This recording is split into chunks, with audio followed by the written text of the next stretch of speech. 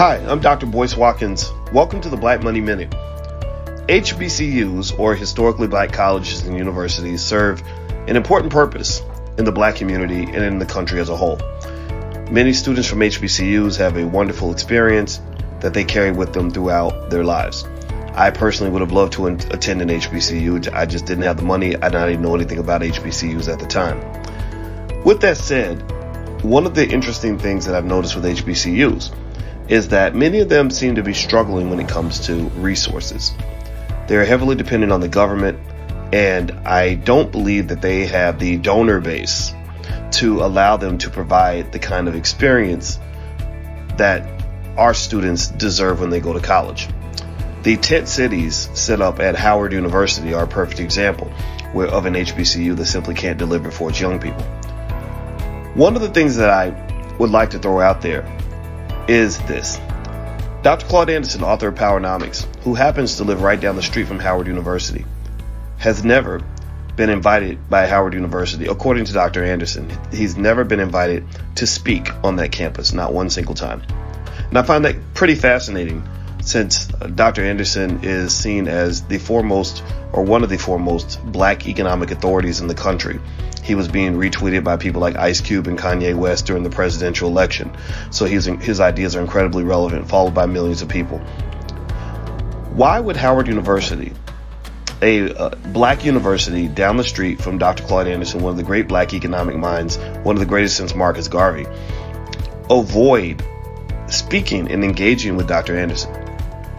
Some would argue that Dr. Anderson is a person that believes black people should actually control and own and develop industry. And to counter that, Howard University is seen as an institution that produces thousands of black people every year who simply go and work for white people. Now, working for white people, there's no embarrassment in that. There's no shame in that. But you can't produce an economically empowered community when all of your people are being trained to go work for somebody else, particularly when that somebody else is from another community. So here are my thoughts and my suggestion. HBCUs would likely be more empowered financially, have more economic autonomy, and have a greater ability to serve their students if they were able to establish a wealthier donor base. Wealthy donor bases don't come from producing thousands of employees every year. Wealthy donor bases come from producing entrepreneurs, people that go off and create businesses that become worth millions, even billions of dollars, who can then come and write a check for whatever you want.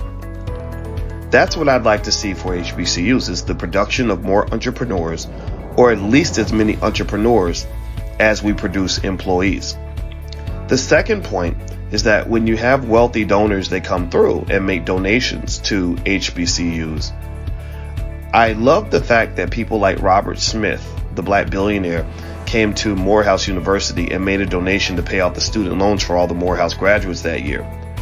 But I would love to see wealthy donors produce as many business loans for students as they produce student loans. You have to ask yourself, why is it easier for a black person to get a student loan than it is to get a business loan, when it's the business loan that leads to the creation of the businesses that create the millionaires and billionaires that establish the kind of wealthy donor base that HBCUs need in order to regain their autonomy. Well, I'm Dr. Boyce Watkins. Thank you for listening. Welcome to the Black Money Minute. If you'd like to learn more and follow me online, please visit BoyceWatkins.com. Take care. Have a great day.